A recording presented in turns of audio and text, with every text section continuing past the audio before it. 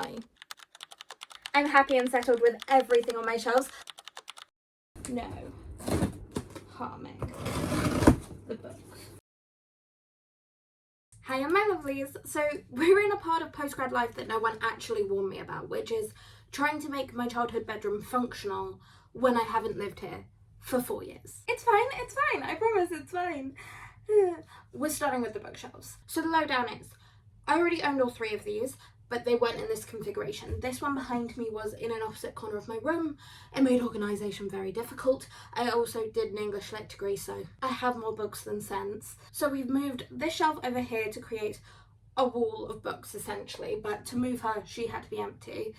I have started moving things around a little bit on these shelves. I've taken my classics off because that's where we're going to start, but we are completely reorganising. I am surrounded by bags for life that are full of books, my 2 boxes of books that came from my uni apartment, my bed's full of all my classics I've taken off. I don't want to spend too long on the preamble here because this is going to be stressful. I have a vague idea of how we're going to do it though. The idea is all of my classics, my academic texts, my reference texts, they will fit on the top 3 and then we will work down from there. I actually have a mirror opposite this. So we want this one to be extra pretty because she was most likely going to be in the back of outfit photos. I know my vanity well. But we're going to try and get all my series together, separate by things like general fiction, romance, sports romance. We're also then going to have some YA, our fantasy, our dystopia, dark academia. All of those things are going to be separated out to try and make this as functional as possible. That's where we're starting from. I'm really just trying to give you all the info so I can get into this. So let's get into it. For context, these are all in books. These are both books. I love to make my life easy. Also, normally I would have makeup on, but we have a very angry spot right here and we don't want to anger her further. So we're sans the makeup today. I'm also going to put my fan on because it's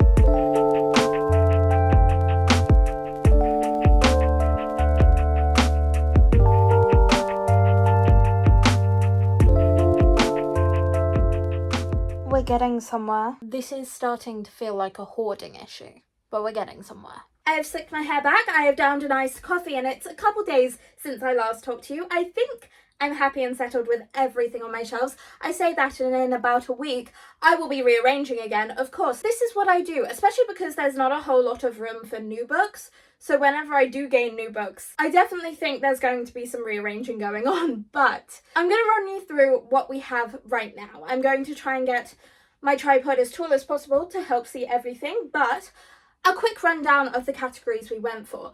Up on this top shelf, all across all three of my shelves here, we have our classics. We come down here and these are your standalone romance books, or the first in romance book series that I only have the first book for. Next to it you have your romance series. These are more just general adult fiction books. Just below that we have predominantly teen and YA, I believe, but they're my series that are going towards my 2009 fall reading series I'm going to do here. Each part of the series has 2 videos. One is a reading vlog of books that were either adapted to a TV series or a movie in that kind of late 2000s, early 2010s time period that we have nostalgia for, the 2009 fall, 2009 autumn vibe. The other part of the series for each book will be comparing the book to the TV or the movie. Also, if you can hear background noise, it's because I have a window open because it has been warm all morning. Back to the shelves.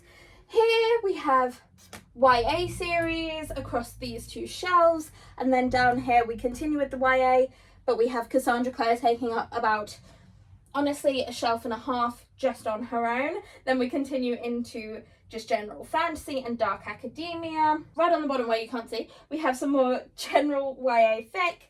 And then down here is also my memoirs. The very bottom is more miscellaneous. We have all of my magazines, my Tatler subscriptions, some Vogues, some of the covers from when Heartstopper last came out. Down there, we also have all of my programs for plays and musicals that I've gone and seen because I collect them. And I've seen upwards of 20 in my lifetime, so they all stay down there. I honestly need a better way to categorize them, but it's working for now. We have a few miscellaneous books down there that I had things published in when I was a teenager. Also a couple things that I think I'm going to look into selling or donating. And then finally we also have books from an author that I'm not going to platform but was part of my childhood. They're my childhood copies, the copies that my mother originally had and read to us. So they stay for nostalgia's sake, but I'm not going to platform the author. So that's the general overview. Let's get a little bit closer into it. This is the first shelf. These are the top 2 shelves. As you can see, they're taller than me. But we start with some of our vintage classics. We have things like The Handmaid's Tale, Brighton Brock. There's a complete poems of Robert Frost. Yes, that is because I read Fire and Ice in the start of either New Moon or Eclipse and got obsessed. Beloved by Toni Morrison there leads into my rainbow coloured Toni Morrison collection. I am gutted that I don't have Beloved in this collection, but you win some, you lose some. These are gorgeous. We get into the Penguin English Library editions. These include things like Little Women, Jane Eyre, which is from my English Lit degree. Other things like The Awakening, which I wrote about in my personal statement for my first degree. A Christmas Carol, I read that every year on Christmas Eve. North and South by Elizabeth Gaskell. Scarlet Letter, Jekyll and Hyde, which is from my GCSEs, actually. So she's been around a while. House of Mirth, Ethan Frome, Picture of Dorian Gray, one of my favourite classics. Miss Dalloway. We then have another edition of The Handmaid's Tale. Honestly, if you've not read The Handmaid's Tale, read it. It's one of the books I recommend to everyone I know. So these here now are just some miscellaneous classic editions. So you've got Fahrenheit 451, some S.E. Hinton, To Kill a Mockingbird, Catcher in the Rye. I actually haven't read this. This is another J.D. Salinger. It's Franny and Zoe, and I do want to get to that. Gulliver's Travels. She is a relic of the English Lit degree. My beautiful editions of Alice in Wonderland and some collected works of Charles Dickens. Whilst we're here, we'll work down and then work across purely for ease. So down on our general romance shelf, we have an Lysol collection. Stacked up, we're having our Emily Henry. This is now an auto by author for me that I started reading this summer. I am hoping to create a little collection here. We have things like, starting over here, My Killer Vacation by Tessa Bailey is the only Tessa Bailey I've ever read. I'm not the biggest fan, I'll be perfectly honest, but I read it literally on vacation, so it worked. Like a Charm, which is a little witchy romance. I will definitely be pulling this off come October time. Alex Approximately is a YA romance, actually, I'm fairly sure, which I read again once when I was on holiday. I think I was in Cyprus when I read this. Flew through it. Say You Swear by Megan Brandy. If you have seen my reading vlogs when I was still up at uni, this was on my bookshelf there. I keep meaning to pick it up, I never quite do. Icing on the Cake. I haven't read this yet, but it is a gay hockey romance, which I would love to see more of. I would love to see more gender diverse and queer hockey romances, because I do love them. Falling Hard for the Royal Guard. I'm fairly sure I bought this when the coronation was happening, or close to there. Heart-Wrenched by Kate Crew. This is the first in a series. I think it's the Hollow's Garage series. Definitely self-published, you can tell by how it reads, but it is addicting to read, and I do want to read more of this series. General things like Giovanna Fletcher, which has been on here for years. This Alexis Hall, I would love to read more from the author, but this one didn't quite hit for me. We have two Ali Hazelwoods. I've read Deep End, I haven't read The Love Hypothesis, but I definitely need to before the movie. Lily Reinhart, We Love You. Killing the marketing for that movie. The TikTok's doing great. But Deep End was one of my dissertation books when I wrote about BookTok romance books. We have some Taylor Jenkins Reid romance. Red, White and Royal Blue. I need more info on movie 2 because I love that book. I wrote about it in one of my final English literature exams, talking about American fiction and pop culture. It's one of the best exams I ever wrote for that degree. Me Before You. Have I ever finished this book? No. Do I love the movie? Yes. A Million Kisses in Your Lifetime, Monica Murphy. I'm fairly sure this is also part of a series and it isn't actually the first book. I think it's interconnected standalones around the same school and the same family, but I'm not entirely sure. I read that a few years ago. One Italian Summer. Again, I probably read this as a teenager, but it was a really fun summer romance when I read it. I can't attest to if it stands up to my standards now, but it was fun when I read it. The Ex-Hex and the Kiss Curse by Erin Sterling. Again, witchy romance, fun, cozy little fantasy reads. I'm fairly sure there's a third book, but it's Christmas themed, so I will read these maybe October 30th, October 31st, and then get the third one for November 1st, because that is when Christmas begins. Love in the Time of Serial Killers. Very basic, formulaic, but still fun romance.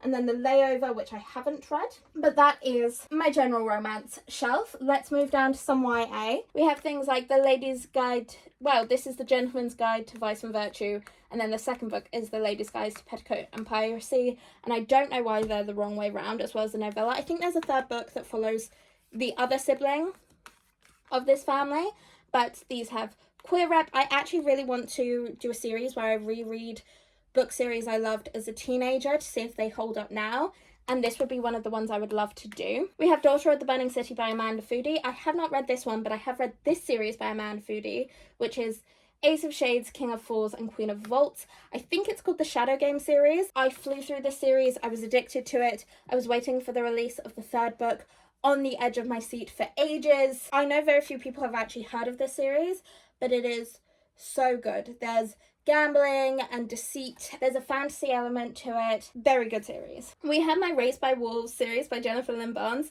This was a series I credit with getting me back into reading at 10 years old. Flew through it, bought the whole series, then we went on to Twilight. It was great fun. That then leads us to my other Jennifer Lynn Barnes. So these are the Inheritance games. I would love to get the Natural series as it and read that as well, but these are all my Inheritance games books. We have the original series. This is some of the short stories that interlink within this world, and then this is the spin-off series, but you do need to read the Inheritance games to read it, which is the Grandest Game series. This is the latest release. It only came out in July, which is Glorious Rivals. These two books in a 24-hour readathon, I believe, so I will link that for you if you're interested. Then we have the Good Girls, A Guide to Murder series.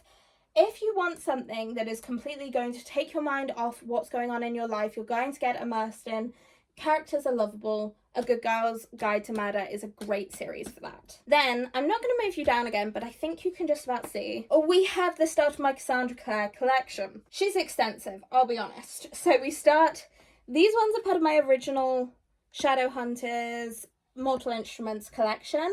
I had book 4 and book 5 on Kindle originally, and then I bought these covers in a full set.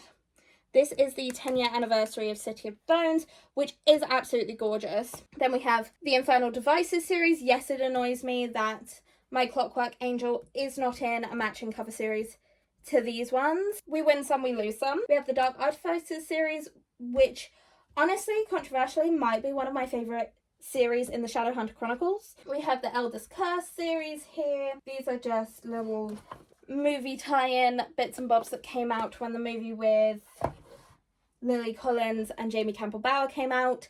I loved that casting. I'm gutted that we didn't see more of them. I am just going to move you over to show you the rest of the Cassandra Clare bits. We have the 3 books of the Last Hour series. I'll be honest, I've only read Chain of Gold. I think a complete series reread of the Shadowhunters Chronicles is coming soon, but obviously that's a very large commitment, so I think I'm going to split it up. Do the Mortal Instruments, the Infernal Devices, the Dark Artifices, the Last Hours, Eldest Curses, do them all before the next series starts. And then we have the short story bind-ups here, which is the Bane Chronicles, Ghost of the Shadow Market, and Tale from the Shadowhunters Academy, although I'm not sure whether they're in publication order. I feel like these two may need to be switched. But that is the Cassandra Clare collection as she currently stands. And yes, it does annoy me that the only short story collection I don't have in hardcover is this one. But let's move on.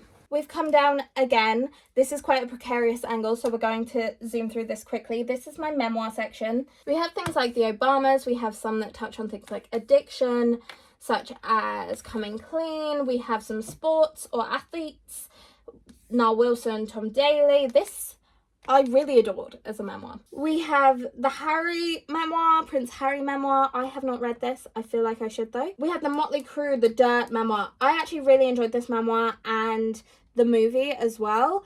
If you're into your rock bands, into bands in general, and love to know a little bit more into the touring, what happens behind the scenes, and the strain of all of that, things like The Dirt are great. This is a really interesting memoir because it's actually a graphic novel. I read this for my life writing and mental health module in my 3rd year. It's an interesting take on the form because the writer is someone who created comic strips. So it makes a lot of sense. But also that visual depiction of mental cycling and thought cycling is done really, really well. It gives image to things that can sometimes be really hard to describe, which I enjoyed. Saving 5 by Amanda Nguyen. This came out this year. It's, again, a really interesting take on the memoir because it combines the linear story of Amanda Nguyen's experience of sexual assault and lobbying for sexual assault survivors' rights, intertwined with a very introspective look at self and reclamation of self. We have Pamela Anderson. I read this entire thing on a plane. All the Young Men by Ruth Coker Burns and Kevin Carr O'Leary. This is an amazing memoir. It's about a woman who helped to nurse, find medical supplies, lobby for change and awareness, changing social perceptions for gay men with AIDS. It's a brilliant memoir. I highly recommend. We have Boy Erased. This is a memoir to do with conversion therapy. Again, this was for life writing and mental health. I'm fairly sure there is a movie. Belly, this I believe is an eating disorder memoir. To the Friend Who Did Not Save My Life. This looks again towards the AIDS crisis and the personal experiences of the AIDS crisis. How to Murder Your Family. This again is about addiction and mental health. This is actually a book I think I'm going to get rid of, which is Hormonal, a conversation about women's bodies, mental health, and why we need to be heard.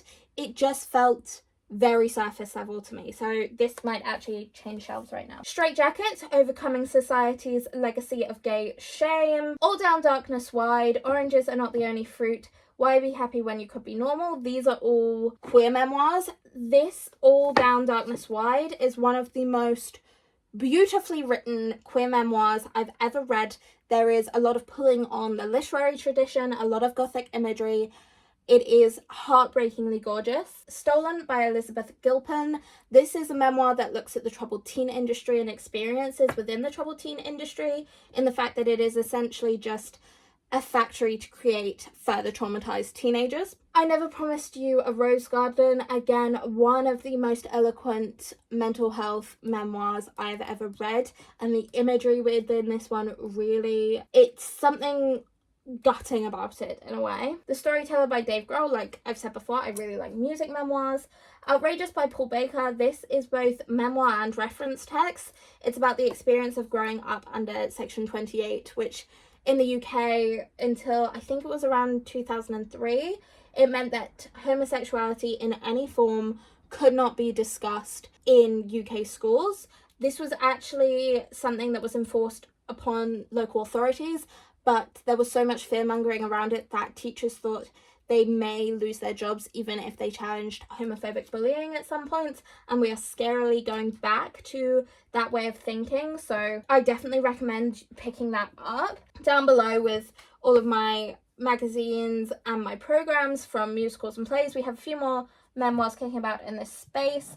Let me pick up some of my favorites. Swan Dive, this is the ballet memoir. It also has a really interesting take on falling out of love with the thing you've done your whole life and finding another way to pursue the feelings that gives you, such as finding another way to perform when ballet doesn't love you back, kind of thing. There's some more mental health stuff down here, like An Unquiet Mind. These are two of the most powerful memoirs I've ever read, which is Tweak by Nick Sheff and Beautiful Boy by David Sheff. You may notice these are the movie tie-in editions. That's because whilst the movie is called Beautiful Boy, it actually pulls on both these memoirs from the son and the father's perspective through the son's addiction. And I highly, highly recommend reading these books one after another, because it really showcases how addiction both is felt and how it's impacting the person going through it, and then how it's felt by those who love them and the family. Addiction and mental health in general is not something that only happens to the person suffering through it, and I think this duo carries a lot of that nuance together. Back up we go. We're at an angle because of where my bed is, and yes, you can only see the top of my head again. Again, we have some classics up here. We start with my really gorgeous edition. It's a Penguin Classics edition of The Great Gatsby, because that's the only place she would fit. Then we get into the Oxford World Classics, I believe. We have things like Defoe's Roxana, My Antonia by Cather, translations like the Iliad and the Odyssey. We have some literary criticism up here, so Pamela, which I think was one I wrote about in one of my final exams for English Lit degree. We get into the Penguin Modern Classics up here. That's things like Manhattan Transfer 1984 of Mice and Men, which is one of the first classics I really, really love. I felt a year too late to be able to do it in GCSE, but the years before me, including my sister's year 3 years before me, did Of Mice and Men as GCSE text. So in year 9, we did all the GCSE work for Of Mice and Men in Top Set English anyway. We read the book, we saw the Broadway play broadcast into cinemas, and we watched the film. We all sobbed many, many times over. We have things like Giovanni's Room, which is a queer classic, Breakfast at Tiffany's and In Cold Blood by Truman Capote, if you want to see kind of the origins of the true crime genre and true crime fiction. In Cold Blood is where you start. We have Foucault with the History of Sexuality, which is a reference text. Other things like my Evelyn Waugh collection, Val Bodies, Decline and Fall, Brideshead Revisited. If you like The Great Gatsby and want to know 20s interwar years for young people in London, Val Bodies is a really good way of looking at it. It's a lot more satirical though, I tend to find. We have my Tennessee Williams, so my Streetcar Named Desire, Cat on Hot Tin Roof, A Streetcar Named Desire again. I forgot I have 2 copies of that text and I don't quite know why, but we do. Then we get into my Wordsworth classics. These are my least favourite classics editions just because they get dinged up so much. But I have a complete set of Jane Austen. Emma is my favourite Jane Austen that I've read so far. I haven't read all of them. We have things like Tess of the Abbeville's, we have some Catherine Mansford, and we have The Taming of the Shrew, which inspired 10 Things I Hate About You. And that is as far as I will take you along that set right now. Down here is our romance series shelf. We have The Boys of Tommen. Now, I wouldn't necessarily call this a romance first series. This is a contemporary series that deals with really heavy issues that do affect young people, and really check all the trigger warnings on this. And how it's formatted is each number represents a specific boy or couple. So this is the story of Shannon and Johnny. We have Joey and Aoife, Gibbsy and Claire, and then this is Lizzie and Huey. We have my Off-Campus and Briar U series. These are hockey romance. So you have The Deal, The Mistake, The Score, The Goal, The Legacy. These are all the Off-Campus series, which is being made into a series, TV series by Prime, I think. And then the spin-off series is the Briar U series. There is normally all 4 books, but currently I am reading book number 3, which is over on my bedside table. But we have The Chase, the Risk, usually another one here, which is The Play and The Dare. Moving along, we have more hockey romance. This is the Maple Hill series by Hannah Grace. Wildfire, which is book 2, doesn't really include any hockey because it's set at a summer camp, but each of the men in here is a hockey player. Icebreaker was one of my dissertation texts, again, for looking at book talk romance. There's a lot of found family, complex family dynamics, mental health, looking at abandonment issues, things like eating and eating disorders and body image. All of those things go on in here, which I think is really interesting, and I love that we get a little bit more depth to our romance characters. But that's Icebreaker, Wildfire, Daydream, and I'm really excited that we're getting a new Hannah Grace this year. Then we have my Elsie Silvers. Off to the Races is the first in the Gold Rush Branch series, I believe. I have not got around to reading this yet, but I have read this series, which is the Chestnut Spring series. Book 2, Heartless, was again featured in my dissertation, but we have Flawless, Heartless, Powerless, Reckless, and Hopeless. Powerless is probably my favourite, which also happens to be a little bit of a hockey romance as well, but I do love my Cowboys, so we will be reading more Elsie Silver to get more of our Cowboy fix. Now to take you down a little bit, we're back to our YA shelves, YA series. We start off with Alice Oseman, my Alice Oseman collection. This is another Durham alum, which is where I did my literature undergrad, and Alice Oseman's fiction was the featured text within my undergrad dissertation looking at bisexual identity, so this little collection means a lot to me. We have my Heartstopper volumes, we have This Winter, Nick and Charlie, I Was Born for This, which was in the dissertation, Solitaire, Loveless, Radio Silence, which was also in the dissertation. Loveless is set at Durham University, and it is the last book I read before I graduated, which just a little bit emotional to me, but we love our queer rep. Then we have 2 Sam and James Green books. This Boy Like Me, which actually is a fictionalized look at 2 young gay characters at the time that Section 28 was going on in the UK. And then Gay Club, which this is just one of the most fun, ridiculous covers I've ever seen, and I love it. Then we move into my dystopian YA. So we have all of my Hunger Games series. These are the original Hunger Games books I read. I got them for my 10th birthday from a local market that doesn't actually exist anymore, which is really sad. Then we have another edition of the Hunger Games that I used up at uni when I didn't have these with me for an essay.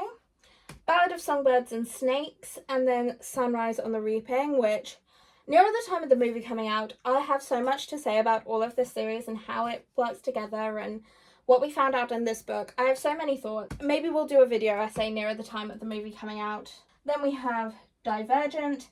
These, again, my original set, the original UK covers, I believe. So Divergent, Insurgent, Allegiant, and then the little short story collection Enforced Perspective. Again, I have another edition because I was writing about these 2 in tandem, looking at female characters in dystopia and strength and reader response stuff. We have Delirium by Lauren Oliver. I only ever got book 1 in this series. I remember them being adapted into a very short, it might even only have been a web series at the time. Down here, this is where we left off with the Cassandra Clare collection. We have the first 2 books in Caraval series by Stephanie Garber. I read Caraval and didn't love it, but I do think I may not have been in the right mood, so I'd love to give it another go. Although there's other books now that I'm not sure I'm going to get in matching covers, which is a little bit annoying. This is Ninth House and Hellbent by Lee Bardugo, Alex Stern series. I loved these books, actually. I'm a big fan of them. I love the academic setting at Yale.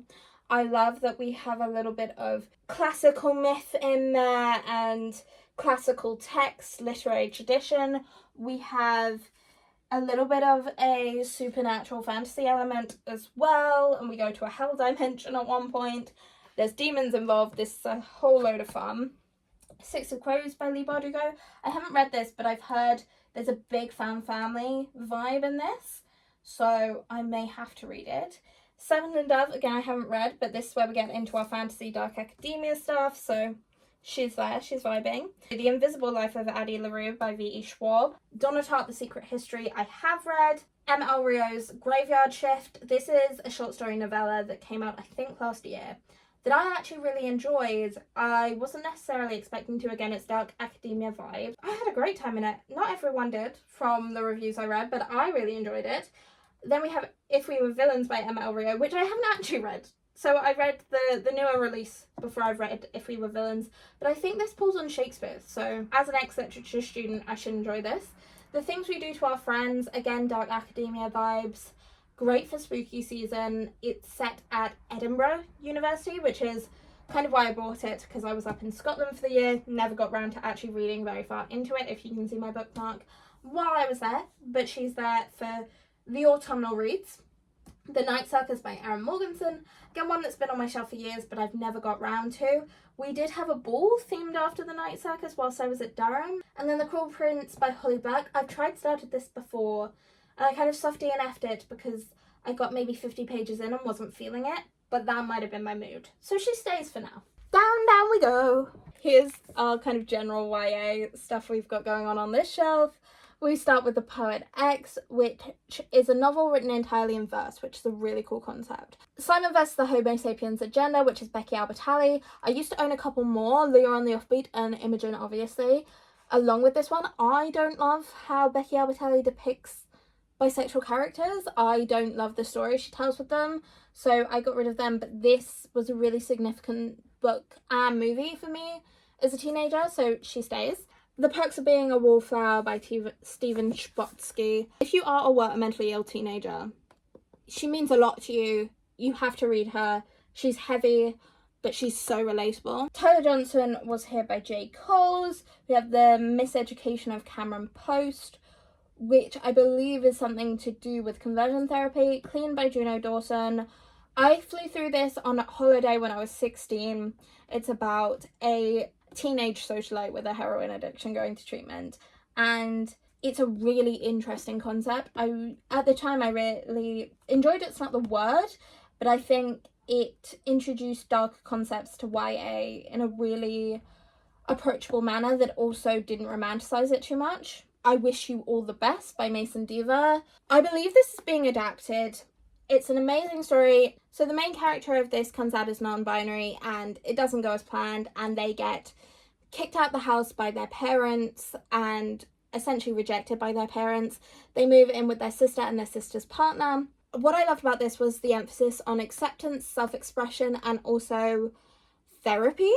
Then we have The Wicked Deep, which is kind of like a great spooky season fantasy read about 3 girls who drown in a harbour and come back every year as ghosts to take over the bodies of 3 girls and drown boys from the island. It's a really interesting book and I actually reread that one quite frequently. Looking for Alaska by John Green, the most influential John Green book I ever read. I still love in the essay, How Do We Get Out of the Labyrinth of Suffering? That impacted me so much as a pretentious teenager. Paper Towns, Fault in Our Stars, Turtle All the Way Down by John Green. I haven't actually read Turtles All the Way Down, but I really would like to. I would like to see what the OCD rap is like. Truly Devious by Maureen Johnson. I tried to read this last year, I believe, and didn't get very far, but I would love to try again. The Duff. Last Night at the Telegraph Club. I believe this is lesbian rap. We Were Liars. E. Lockhart. I read this ahead of the TV adaptation by Prime that came out over summer. I don't know why I put it off for so long. It was amazing. Now Fangirl by Rainbow Rowell and Carry On by Rainbow Rowell. A List of Cages by Robin Rowe. I remember this being very trauma heavy. Then my Adam Silvera little collection, More Happy Than Not, History's All You Left Me, They Both Die at the End, and What If It's Us by Becky Albertalli and Adam Silvera. I know there's a follow-up to this one. Haven't got round to reading it. I read this on holiday, so couldn't grab the next one automatically. It kind of fell to the wayside.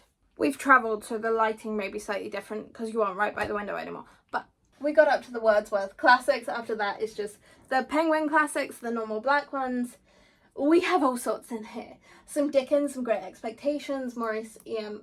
Forster. I haven't actually watched, although it is a movie, I think, but I haven't read this one. This is a great angle. This is so much better than we had, because I can talk. I haven't actually read this, but I believe it's queer, so I want to. Christopher Marlowe's The Complete Plays. After watching, is it Will? TNT had Jamie Campbell-Bower as Kit Marlowe. Suddenly my interest in studying Christopher Marlowe in my first year increased. That's all I'm saying. Midsummer Night's Dream by William Shakespeare, which is where you can't really see this quote of this tattoo. It says she is fierce. Full quote, though she be but little, she is fierce. That comes from Midsummer Night's Dream. Have Hamlet up there, King Lear, Macbeth, Romeo and Juliet, The Tempest. I have more Shakespeare plays than I remembered. And then The Importance of Being Earnest. Then we have our Wolf, Miss Dalloway, and To the Lighthouse. Again, even though Miss Dalloway's down there, but these are the same edition as each other, so they stay here. Then we get into plays. I did a feminist drama module in my final year. It was a seminar module, so a lot of these are from that. Family Tree, I really recommend. The Rover was from my intro to drama module. Revolt, she said revolt again. Top Girls, Three Sisters, The Writer, which is really good by Ella Hickson. More of Ella Hickson's plays in kind of an anthology. This is one of my favourite plays that I read in my course, and it's Angels in America by Tony Kushner. And then we have a couple GCSE texts there, which are In Spectacles and Blood Brothers by Willie Russell. I wish I was our Sammy. Our Sammy's nearly 10. I did that monologue for my drama GCSE, and let's not judge the accent because I did my drama GCSE approximately 7 years ago. We have some just reference texts. So HD's Tribute to a Friend, No Future, Queer Theory, and The Death Drive.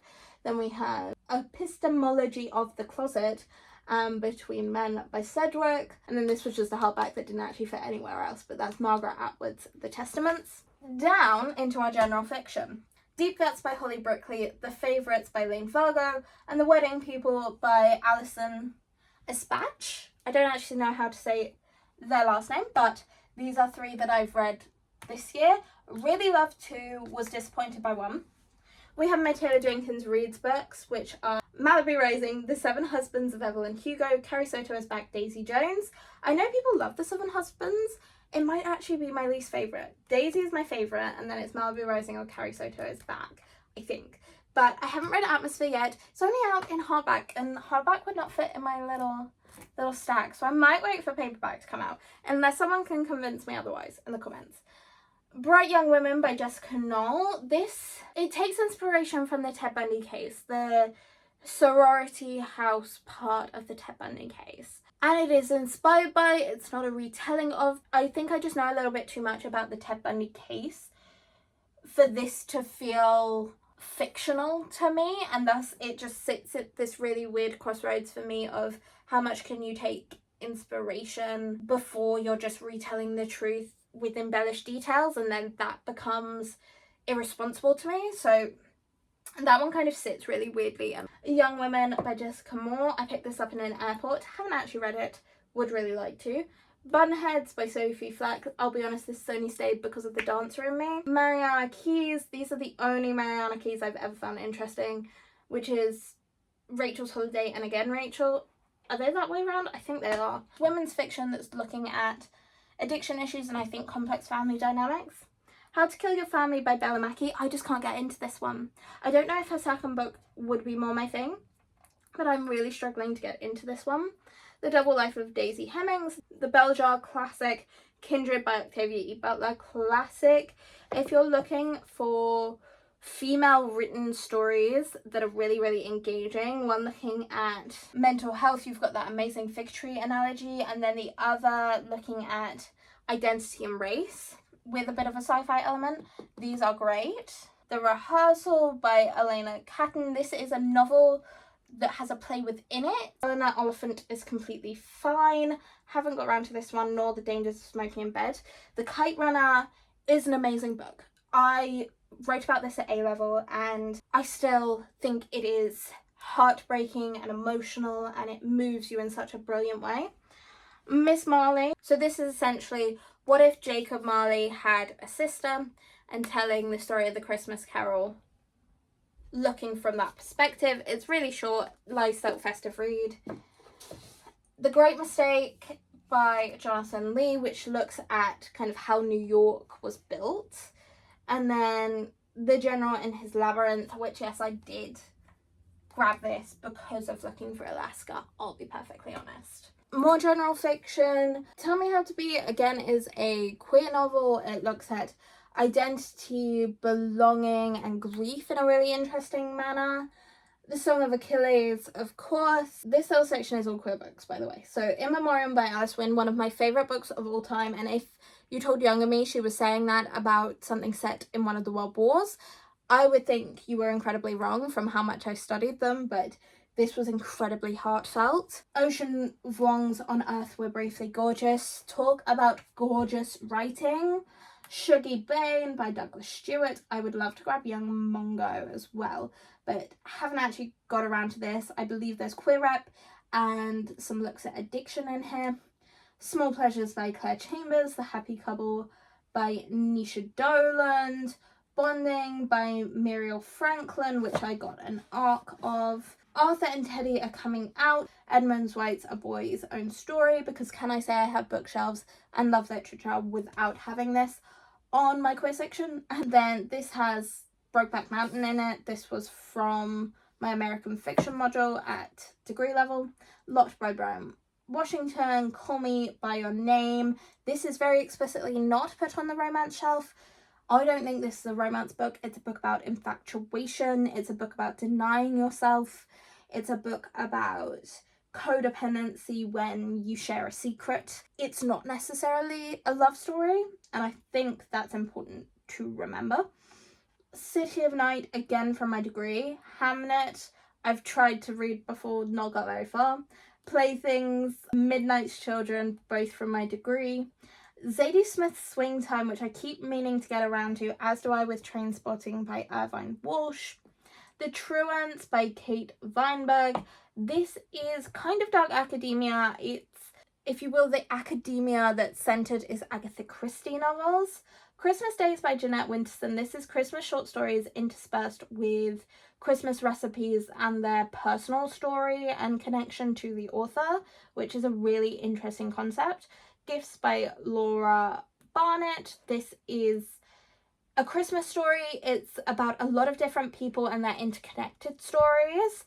It reminded me a little bit of Love Actually in that manner. And then Trio by William Boyd, as well as A Little Life by Hanya Yanagihara. I do want to finally get to this year. Do I think it's going to emotionally destroy me? Yes. Am I currently unemployed and looking for things to fill my day? Also yes. So that will be a vlog at some point. But we will have a distinct discussion about trigger warnings at the start of that vlog. This is our 2009 fall bookshelf. We have Twilight, my original books of Twilight, which I had finished by the time I was 11. No, by the time I was 10, because the final Twilight film came out when I was 10, and I watched that in cinema, having read the book. Then we have the Life and Death Twilight Reimagined Gender Swap Twilight. I never got Midnight Sun. Maybe I need to. We have the first 6 books of the Vampire Diaries, Stefan's Diary in the Vampire Diaries. We also have book 1 and 2 in The Secret Circle, which is the same author as the Vampire Diaries. I love this TV show, and it got cancelled after like a season, and I'm still gutted about it because it had some incredible names in it. You had a couple names in there that ended up working then on Teen Wolf or went on into the originals, which I actually wonder whether Julie Plec also produced it. Maybe I'll have to look into that. But we then have Pretty Little Liars, the first 7. I think there's like 14 books or something. I'm going to do my best to read the books. If they really diverge from what I know the TV series did, we won't read the full series, but we're going to read a nice chunk of them because I managed to get these on Vintage as a set. And then this, Immortals by Alison Noel. That is a series I actually really loved when I was, again, probably 11. But she stayed around for a little while. And then we're treating this shelf down here as the final shelf because the author I don't want to platform is down below. We have a little bit of spillover of the YA. So you have The Gravity of Us, Dear Martin, The Hate You Give, All Your Twisted Secrets. It's kind of a funny story. They are all YA, although I do have room for them on the other shelf, so I don't know why I haven't moved them over.